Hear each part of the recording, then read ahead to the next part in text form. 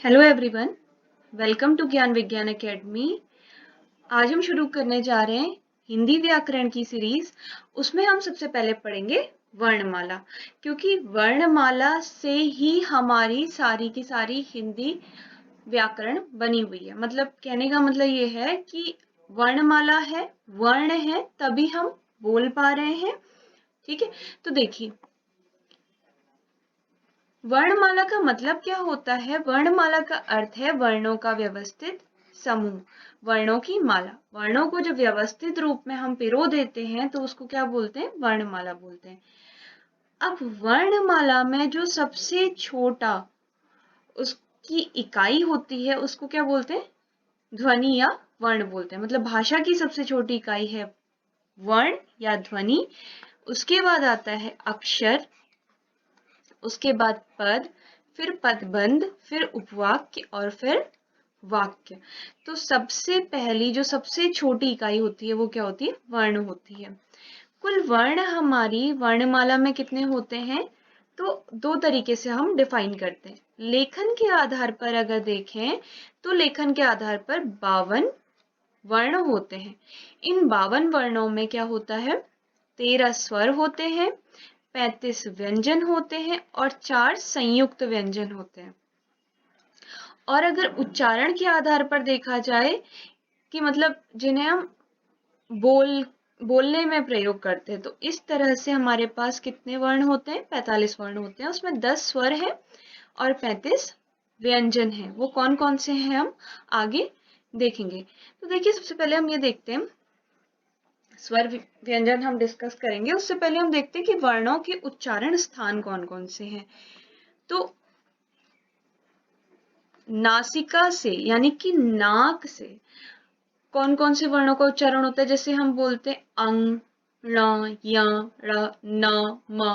तो ये जो भी वर्ड्स हमने अभी बोले हैं, जो भी वर्ण अभी हमने बोले हैं, इनमें किसका प्रयोग हो रहा है, नासिका। मतलब ये नासिका के द्वारा बाहर आ रहा है। ये हम जब बोलते हैं तो हमें पता चलता है न बोल रहे हैं या ण बोल रहे हैं, य बोल रहे हैं। तो इनमें किसका प्रयोग हो रहा है, नासिका का प्रयोग हो रहा है। दंत मूल, अब देखिए दंत मूल का क्या मतलब है। जैसे यहाँ पे आपको इमेज के थ्रू भी दिखाया गया, जैसे हम बोलते हैं र, ल। दंत मूल का मतलब क्या होता है, दांतों का जो स्टार्टिंग पॉइंट होता है, सबसे ऊपर वाला हिस्सा होता है। जब हम र बोलते हैं तो र बोलते टाइम हमारी जो जिह्वा है वो कहाँ पे टकरा रही है, हमारे दांत के ऊपर वाले पोर्शन पे टकरा रही है। तो ये क्या होते हैं, दंतमूल होते हैं, जिनको वत्सर्य भी बोला जाता है। अब दंत कौन से होते हैं, जिनके उच्चारण में जिह्वा दांत से लगती है, दांत के पिछले भाग से। दंत मतलब दांत के पिछले भाग से जिह्वा लगती है, जिसे हम बोलते हैं त वर्ग। तो जैसे हमने बोला त, थ, द, ध। तो देखिए त, थ, द, ध जब हमने बोला तो सब में जो हमारी जिह्वा है वो किसको टच कर रही है, हमारे दांतों को टच कर रही है। तो ये क्या हो जाते हैं, दंत हो जाते हैं। स, स में भी क्या हो रहा है, हमारी जो जिह्वा है वो दांत को टच कर रही है। अब दंत प्लस ओष्ठ ये कौन सा होता है, व। जैसे हम जब व बोलते हैं तो हाँ, व में हमारी जिह्वा नीचे वाले दांत को छूती है। और ओष्ठ इसलिए क्योंकि व बोलते टाइम हमारा जो होंठ है वो किस स्थिति में आ जाता है, वृत्ताकार स्थिति में आता है वो बोलते टाइम। जब आप खुद से देखेंगे तो आपको पता चलेगा। देखिए ये नीचे वाले दांत से टकरा रहा है और जो होंठ है उसका शेप चेंज हो रहा है वो बोलने में। ओष्ठ का मतलब क्या होता है, ओष्ठ मतलब जिसमें होंठ हमारे क्या होते हैं, मतलब होंठों का यूज होता है। जैसे देखिए ऊ बोल रहे हैं, ऊ बोलते टाइम क्या होगा, जब हमने ऊ ऊ बोला तो इनमें हमारा होंठ जो है उसकी स्थिति में चेंज हो रहा है। क्या चेंज हो रहा है, वो वृत्ताकार स्थिति में आ जा रहा है। जैसे प, फ, ब, भ इस तरह से बोलते हैं। तो प, फ, ब, भ, म में क्या हो रहा है, जब हम प बोल रहे हैं तो प में हमारा ऊपर वाला ओष्ठ और निचला ओष्ठ दोनों एक दूसरे से टकरा रहे हैं। ऐसे ही फ जब बोल रहे हैं, प, फ, ब, भ, म, सब में देखिए हमारा ऊपर वाला ओष्ठ और नीचे वाला ओष्ठ एक दूसरे से टकरा रहे हैं, यानी कि ओष्ठ का इस्तेमाल हो रहा है। अब अगर ओष्ठ प्लस कंठ की बात करें, ओष्ठ मतलब होंठ का भी इस्तेमाल हो रहा है और जो ध्वनि निकल रही है वो कंठ से निकल रही है। जैसे हम बोले ओ, औ या ओ, तो ओ हमने जब बोला तो हमारी कंठ से आवाज निकली और हमारा जो होंठ है, ओष्ठ जो है, उसकी स्थिति में चेंज हुआ, वो वृत्ताकार स्थिति में आया। मूर्धा का मतलब क्या होता है? देखिए, मूर्धा का मतलब होता है जो हमारा, जैसे ये जब हम बोलते हैं ट ठ ड ढ, तो अब देखिए ट ठ ड ढ बोलने में हमारी जो जिह्वा है वो जिस स्थान को टच कर रही है उसको बोलते हैं हम मूर्धा या मूर्धन्य। मतलब हमारी जो जिह्वा के ठीक ऊपर वाला भाग है उसको हम बोलते हैं मूर्धा। जैसे री बोलते हैं, तो री बोलने में क्या हो रहा है, हमारी जिह्वा हमारी मूर्धा से टकरा रही है।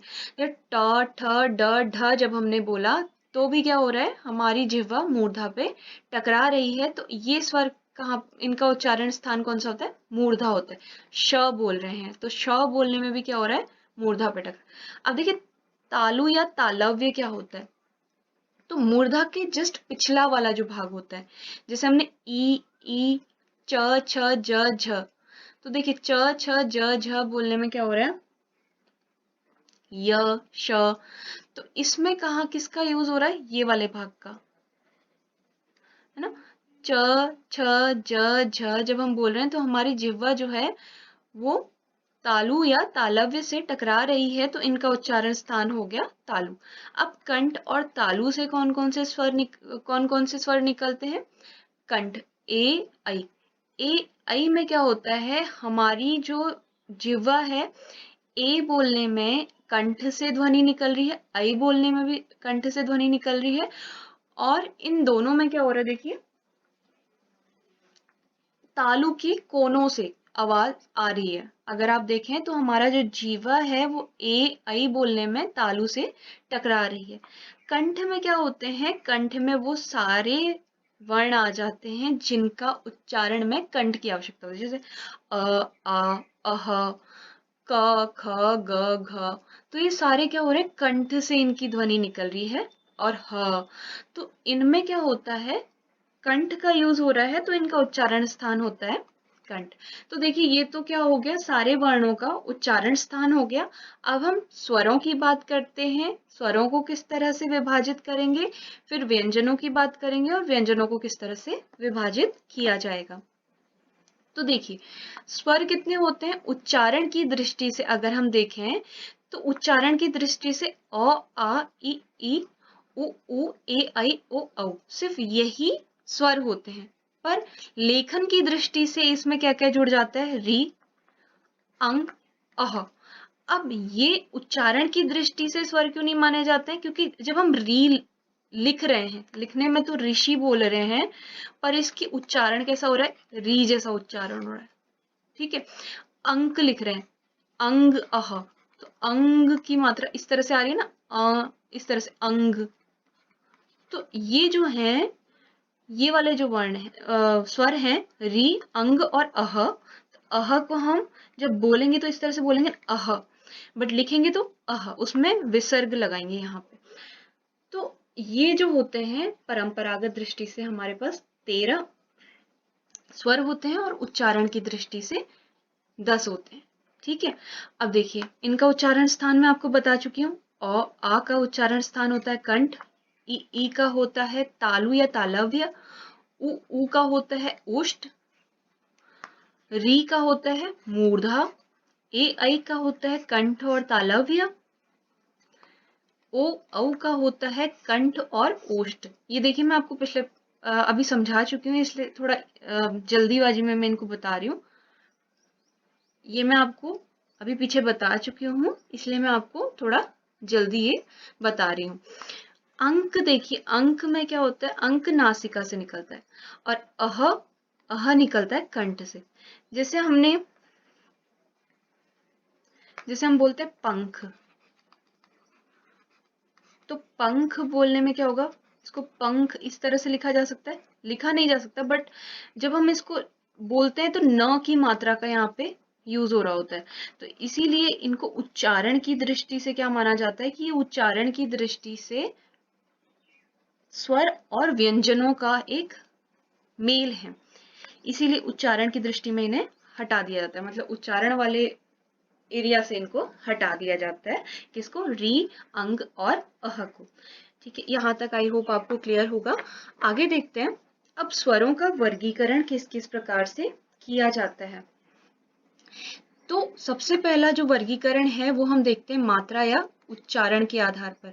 तो उच्चारण के आधार पर जब हम स्वरों का वर्गीकरण करते हैं तो कैसे करते हैं, जैसे ह्रस्व स्वर जो होते हैं जिनको बोलने में कम समय लगता है, जैसे हम बोले अ, ई, उ, तो इनको बोलने में क्या हुआ, हमें समय कम लगा। ये ह्रस्व स्वर, दीर्घ स्वर आगे देख लीजिएगा, आगे हमारे यूज आएंगे, संधि में भी हमें अभी जब हम करेंगे तो उसमें यूज करेंगे, तो देख लीजिएगा इनको कि ह्रस्व स्वर क्या होते हैं जिनमें कम समय लगता है। दीर्घ नाम से ही पता चल रहा है कि इनमें अधिक समय लगता है, जैसे हमने आ, ई, उ, ए, ऐ, ओ, औ या ओ। ये जो ओ है ये अंग्रेजी भाषा से लिया गया है, मतलब ये पारंपरिक रूप से हमारे वर्गीकरण में था नहीं, जब अंग्रेजी भाषा आई तो उससे ये ले लिया गया ओ। जैसे हम बोलते हैं कॉलम या कॉलेज, ठीक है, ऑपरेशन, तो इस तरह के जब हम वर्ड्स यूज करते हैं तो वो अंग्रेजी भाषा का शब्द है। प्लुत स्वर देखिए क्या होते हैं, प्लुत स्वर ऐसे स्वर होते हैं जिनमें दीर्घ स्वर से भी अधिक समय लगता है। जैसे कई बार आपने मूवीज में सुना होगा, जैसे बोलते हैं जैसे कोई शो चल रहा है या कोई ऐसा नाटक चल रहा है तो उसमें जैसे बोलते हैं राम, किसी को हम बहुत टाइम लेके पुकारते हैं, जैसे इसमें क्या होता है, जैसे राम ऐसे करके बोला जाता है ना, तो ये जो है ये प्लुत स्वर होते हैं जिनके उच्चारण में बहुत ज्यादा समय लगता है। अब जिह्वा के प्रयोग के आधार पर देखिए, पहला वर्गीकरण तो हो गया मात्रा या उच्चारण के आधार पर, दूसरा हम देखते हैं जिह्वा के प्रयोग के आधार पर। तो जिह्वा के प्रयोग के आधार पर कौन कौन से स्वर होते हैं, पहले देखिए अग्र स्वर। अग्र स्वर का मतलब जिनमें जिह्वा का अग्रभाग, जैसे हम ई, ए, ऐ बोल रहे हैं तो अग्रभाग का प्रयोग हो रहा है। अ बोल रहे हैं, अ में क्या होगा, मध्य भाग का यूज हो रहा है। और आ, उ, ओ, औ या औ बोले, अब देखिए इनको हम नॉर्मली ऐसे नहीं जान सकते, मतलब बोलते हुए, बट अगर हम अपनी जिह्वा का अग्रभाग को पकड़ ले, मतलब फॉर एक्सपेरिमेंट आप ये कर सकते हैं कि अगर आप अपनी जिह्वा का अग्रभाग पकड़ लें तो आप ये शब्द नहीं बोल पाएंगे, ई, ए, ऐ नहीं बोल पाएंगे। तो इनके लिए किसका यूज हो रहा है, अग्र भाग का यूज हो रहा है, तो इनको अग्रस्वर बोला जाता है। इसी तरह से मध्य स्वर वो होते हैं जिनके लिए मध्य भाग का यूज हो रहा है, और पश्च स्वर वो होते हैं जिनके लिए पश्च भाग का यूज हो रहा है। अब देखिए मुख द्वार के खुलने के आधार पर अगर हम बात करें तो कौन कौन से स्वर होते हैं हमारे पास, इसमें 4 टाइप आते हैं। एक होता है विवृत, अर्धविवृत, संवृत और अर्ध संवृत। तो चलिए इनको देखते हैं। विवृत का मतलब क्या होता है, जिसमें मुख द्वार पूरा खुलता है। अब ऐसा कौन सा स्वर है जिसके उच्चारण में मुख द्वार पूरा खुलता है, जैसे हमने आ बोला, तो आ जब हम बोल रहे हैं तो उसमें क्या हो रहा है, हमारा जो मुख द्वार है वो पूरा खुल रहा है। अर्ध विवृत में क्या होता है, मुख द्वार आधा खुलता है, जैसे अ, ए, औ जब हम बोल रहे हैं तो इसमें क्या होगा, हमारा मुख द्वार जो है वो क्या हो रहा है, आधा खुल रहा है, तो उनको अर्ध विवृत बोला जाता है। ऐसे ही अर्ध संवृत क्या होते हैं, जिसमें मुख द्वार आधा बंद रहता है। तो इन दोनों में कंफ्यूज मत होइएगा। देखिए अर्ध विवृत में मुख द्वार आधा खुलता है, जैसे अ, ए, ओ, आ, तो इनमें मुख द्वार हमारा कम खुल रहा है। और यहीं पे अगर हम बोलें तो क्या हो जाएगा, ए और ओ, ए और ओ में हमारा मुख द्वार आधा बंद है, ए, ओ, कम हमारा मुख द्वार उसमें बंद है। और अगला है संवृत। संवृत में देखिए क्या होता है, उच्चारण में मुख द्वार लगभग बंद रहता है। तो इस तरह के क्या हो सकते हैं, जैसे हमने बोला ई, तो इनमें क्या होता है, हमारा मुख द्वार लगभग लगभग बंद होता है, तो वो क्या होते हैं, संवृत होते हैं। ठीक है, अब होठों की स्थिति के आधार पर देखते हैं कि होठों की स्थिति के आधार पर स्वरों को किस तरह से विभाजित किया जाता है। अब देखिए, ये सब चीजें आपकी एग्जाम्स में पूछी जाती हैं, जिन एग्जाम्स में भी आपके व्याकरण है उसमें पूछा जाता है। अभी लास्ट में बताऊं तो यूटेट का जो एग्जाम था उत्तराखंड टीईटी का, उसमें संवृत का एक क्वेश्चन पूछा गया था। ओंठों की स्थिति के आधार पर अगर हम देखें तो अवृतमुखी और वृतमुखी। अवृतमुखी क्या होता है, जिनमें ओंठ गोलाकार या वृतमुखी नहीं होते, मतलब जैसे हम के अ आ ई ए आई, तो इनमें जो होठों की स्थिति है वो वृत्ताकार नहीं है। इसी की अगर हम अपोजिट बोले तो व्रतमुखी क्या होते हैं, जिनमें ओंठ व्रतमुखी या गोलाकार हो जाते हैं, जैसे उ ओ औ या ओ। तो इसमें हमारे जो ओंठों की स्थिति होती है वो क्या हो जाती है, गोलाकार हो जाती है। इसके बाद देखते हैं हवा की नाक व मुंह से निकलने के आधार पर। तो जैसे हम कहें कि इसको भी दो भागों में हम विभाजित करते हैं। एक होते हैं निरनुनासिक या मौखिक, जिनमें हवा केवल मुंह से निकलती है, नाक का यूज नहीं होता है।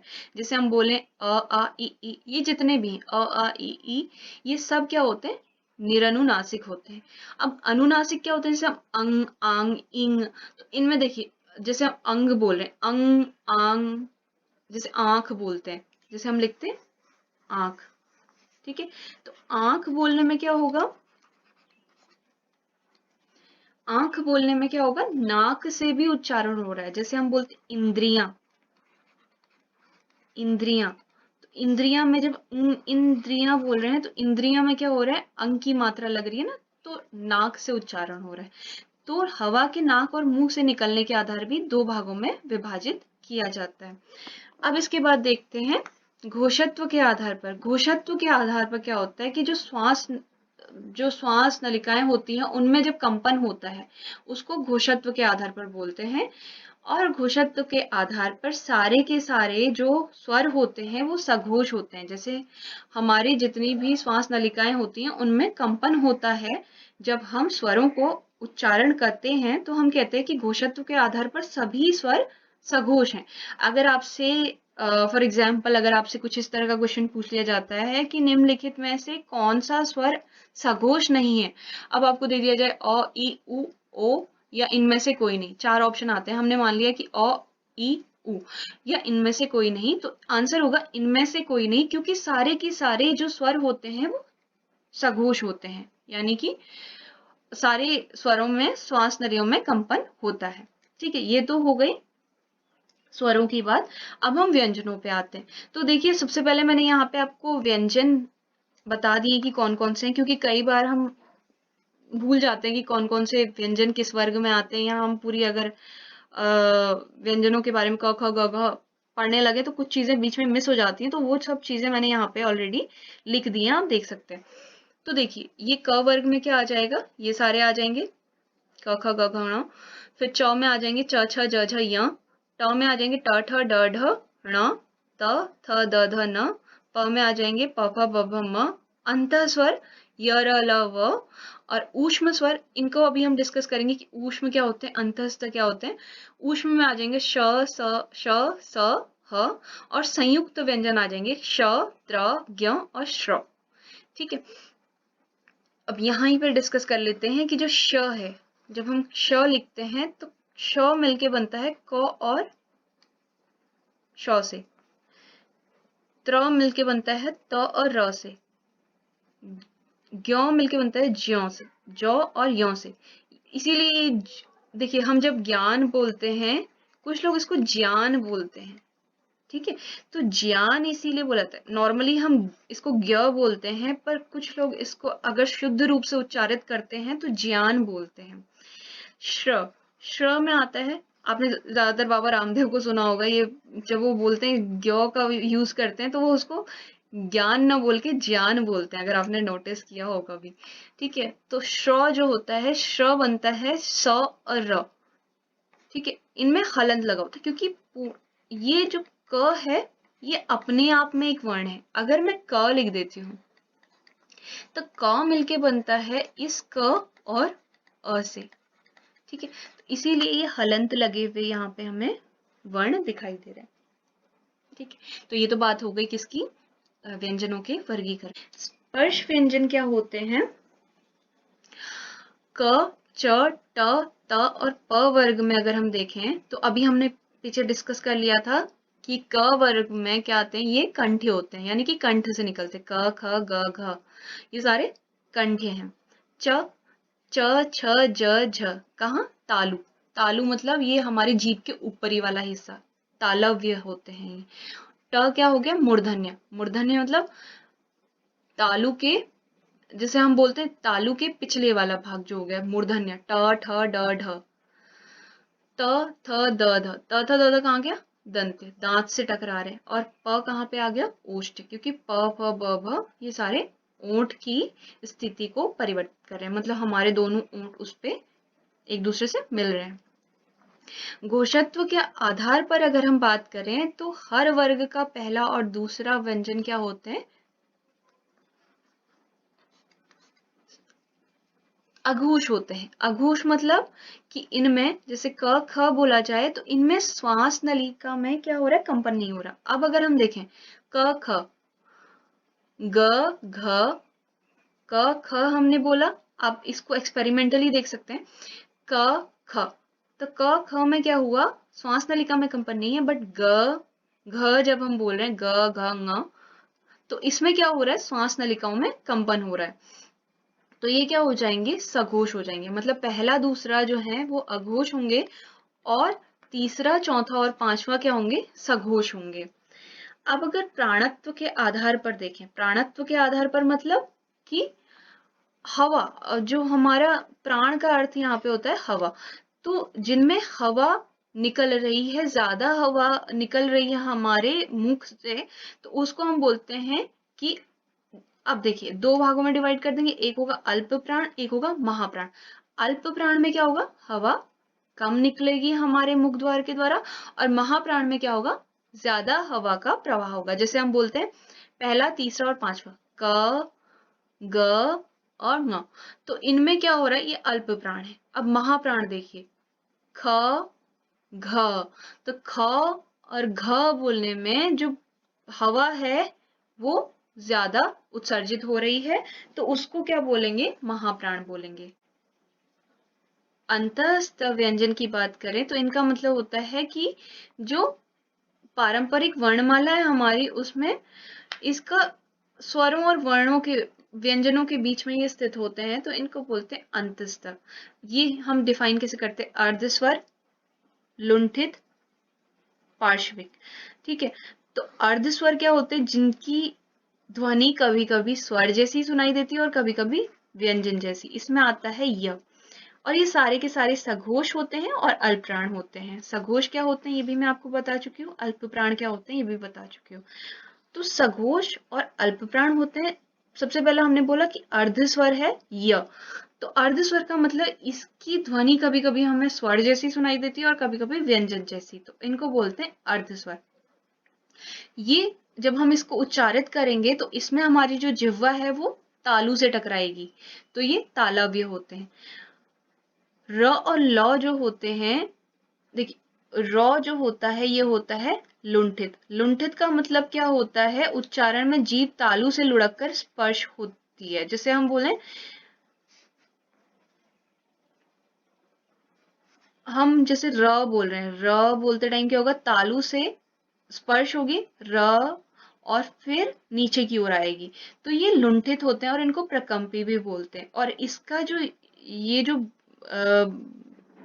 जिह्वा इस पे टकराती है वो कहाँ टकराती है, दंतमूल या मसूड़े पे। जैसे र जब आप उच्चारित करिए खुद से तो आप देखेंगे कि जिह्वा कहाँ पे टकरा रही है, मसूड़े पे टकरा रही है, और इनको बोलते हैं वत्सर्य, यानी कि र क्या है, वत्सर्य है। ल की बात करें, ल पार्श्विक है। पार्श्विक का मतलब होता है उच्चारण में हवा जीभ के बगल से निकलती है। तो जब ल बोलते हैं तो ल में क्या होता है, मतलब हमारे जीभ वाले भाग को छोड़ के उसके अगल बगल वाले भाग से हवा बाहर आती है। ठीक है, और ये भी वत्सरी होता है। वत्सरी मतलब ल जब हम बोल रहे हैं तो हम हमारी जो जिह्वा है वो मसूड़े से टकरा रही है। अब व की बात करें तो व है अर्धस्वर। अर्धस्वर अभी हमने बताया व, जब देखिए व बोल रहे हैं तो कभी अ का उच्चारण सुनाई दे रहा है इसमें ना, तो ये भी अर्धस्वर है, यानी कि कभी कभी स्वर और कभी कभी व्यंजन लगता है। ऊष्म संघर्षी व्यंजनों की बात करें तो हमारे पास 4 व्यंजन होते हैं जो ऊष्म या संघर्षी व्यंजन होते हैं। ऊष्म या संघर्षी व्यंजनों का मतलब है जिनमें ऊष्मा निकल रही है, मतलब इनके उच्चारण में ऊष्मा ज्यादा निकल रही है हमारे मुंह से। जैसे श, स, स, ह, जैसे हमने कहा शहर या षटकोण, या हमने कहा सुबह, या हमने कहा हृदय। तो ये क्या है, इनमें क्या हो रहा है, हमारे मुंह से ऊष्मा का प्रवाह ज्यादा हो रहा है, इसलिए इनको ऊष्मी या संघर्षी व्यंजन कहा जाता है। और याद रखिएगा हमारे पास हमारे जो व्यंजन है, हमारी जो वर्णमाला है उसमें 4 व्यंजन ऐसे होते हैं जो ऊष्म या संघर्षी होते हैं। अब अगर श की बात करें तो श होता है तालव्य, यानी कि इसमें हमारी जिह्वा तालु को छूती है। श, देखिए शहर, शहर जब बोल रहे हैं तालु को छुएगी। षटकोण जब बोल रहे हैं तो षटकोण में मूर्धा को छुएगी तो मूर्धन्य हो जाता है।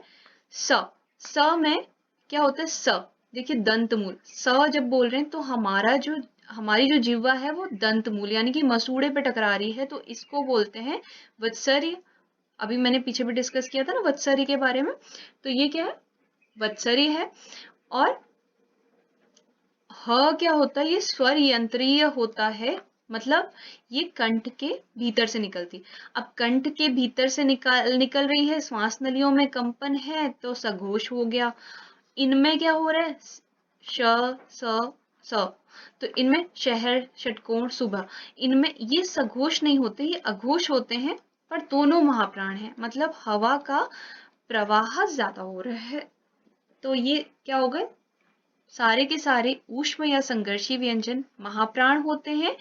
और जो हमारे तीनों शौ, सौ और सौ हैं, ये क्या है, ये अघोष होते हैं। ह क्या होता है, सघोष होता है।